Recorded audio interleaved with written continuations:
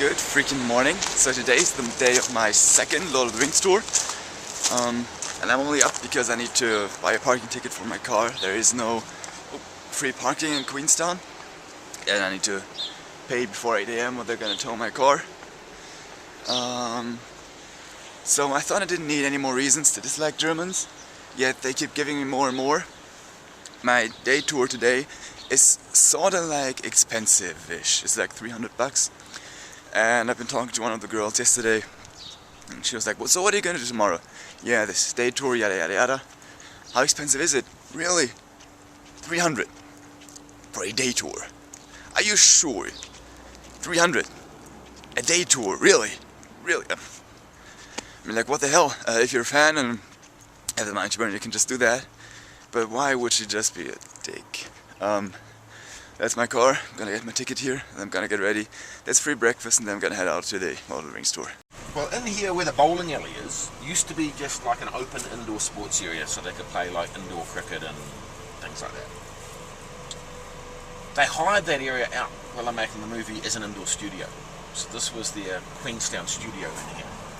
And they, when they had like rainy days or things, they would do work with the actors, you know, with the blue screen behind them, that kind of stuff. Also, they built some of the set for the stairs of Curathungel. So we've got Sam and Frodo and Gollum climbing up the stairs before they get to Shelob's lair in the tunnels. And a call sheet is the paperwork that they would create for the crew on the movie to know where they're going and what they're doing on any particular day. So if they have more than one unit filming, they would have a separate call sheet for each unit. And for some days that might have been 4 different units filming perhaps in the Queenstown area. Quite a few pages, and it is all called for Lord of the Rings. It all goes under the heading of Jamboree. Jamboree was the code name they used to hide it. Because if they put a little sign up on the road with an arrow that said Lord of the Rings, all the people who read the book would come down and try and watch. So everything was called Jamboree. All the scripts were called Jamboree. All the bookings in the hotels, everything was under the names Jamboree. So we're talking winter time. So August is late winter, but still it looked a lot different to this. No leaves, no green, not even any grass. It's all dead, it's frozen, it's cold, it's grey. So it looks a lot different kind of atmosphere than we have today. Wild dogs running around. Hello, little dog. But we know we're in the right place because here it says location, Arrow River, Wilcox Green, Nairn Street, Arrowtown. And the Arrow River is right here. They have a little map. Nairn Street is not the road we drove down, but it's the one we just crossed over. This whole park area here, above the trees, the whole green area is called Wilcox Green. So we're pretty much in the right place. We are in Arrowtown, just outside of Queenstown. That is the scene where, like, at the beginning of the movies, of the first movie, where Isildur dies, like he takes a ring from Sauron, doesn't destroy it, and then he's chased by orcs and then killed and falls in the river. That is filmed down here, and there was actually just a few minutes ago there was a film crew filming something down here. They're gone by now, so probably not the Hobbit, but that would be how awesome would that be? They were right there.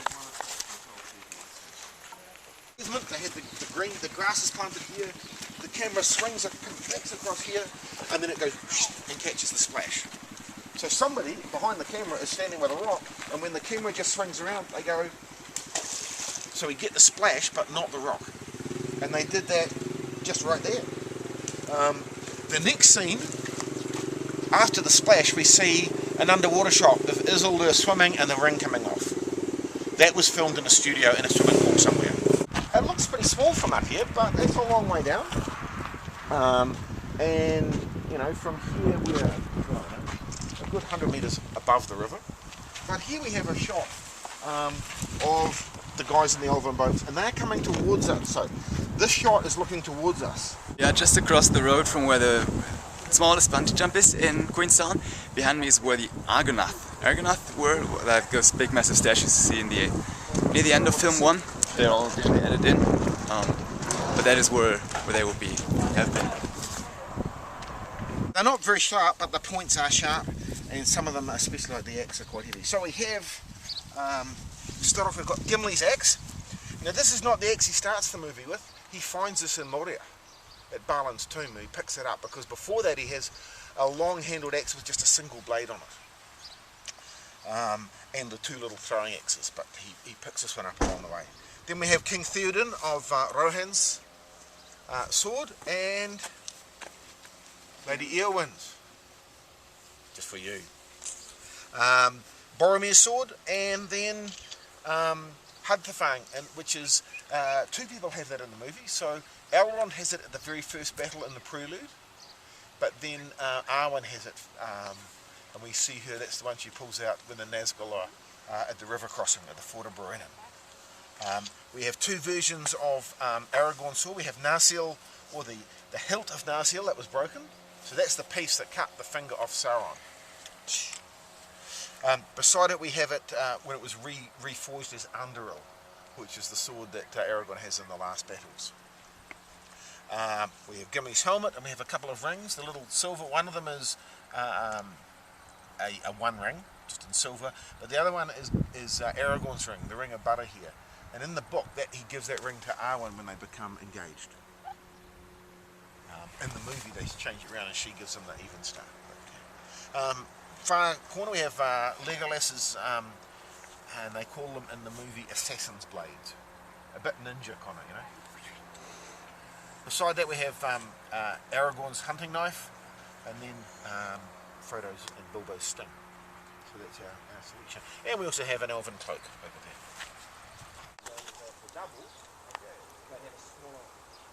Up to my chest. This is the reforged, I forgot what that name was, that is Aragorn's sword. The one that actually Isildur used to chop off Sauron's ring. Kinda heavy, actually, but it bends quite a lot. Probably shouldn't break that.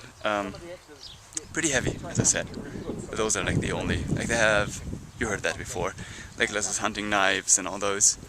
I'm not gonna try on the helmet or anything. The swords are, it says here, made in Taiwan probably. Yeah, actually, handcrafted in Taiwan. Nice.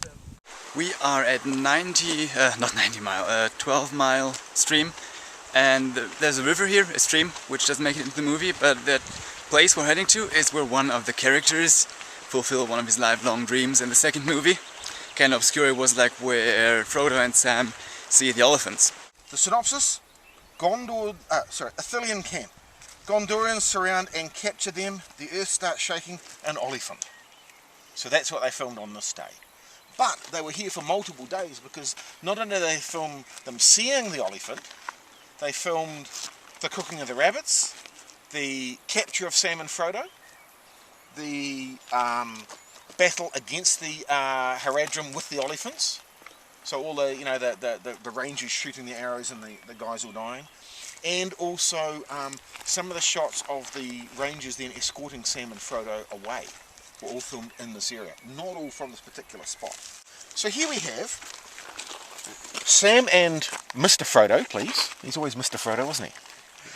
We have the mammacle, or the elephant. We have the battle scene. We've got dying Haradrim down on there. But if we look at the background, we have the green forest in the foreground. We have the ridge with the steps. So it comes along and it steps up, then it goes down, and there's another green hill. So it goes down, another green hill. In the background, just fading away, we have the line of mountains. Closer yet, we have over here 3 big beech trees, 1, 2, 3, and a gap with a dirt bank. Then we have another round beech tree, and behind it we have a little pyramid pointy bank.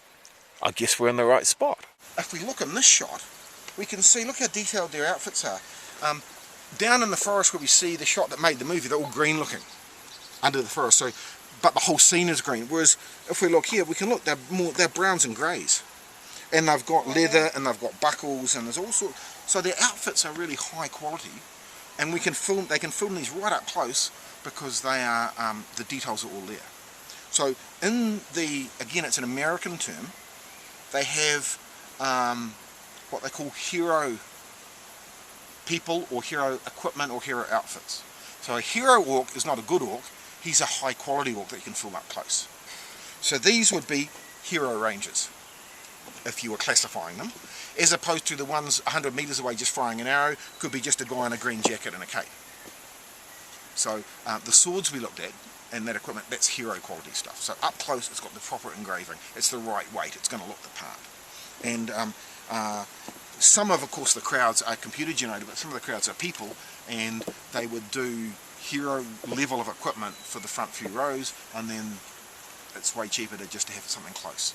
So the Haradrim we see dying by the mamical, by the olifants, because they're a long way from the camera, most of those could be in like medium quality rather than hero quality stuff. So that was our tour. It's now 4 o'clock, so it was about 6 hours. The Wellington one was more interesting and like better value for money, because not too much happened around in Queenstown, but that's not good enough. It was like really expensive for that. I'm not too excited about it, like we only saw like 4, 5, 6 locations maybe, but good enough.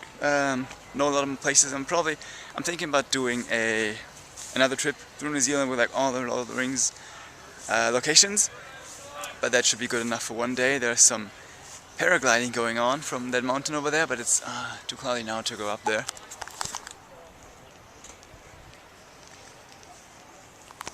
So they're gliding from somewhere up there, but yeah, you could take like a gondola up, but I think one of the bungees is actually up there, so I might see that tomorrow.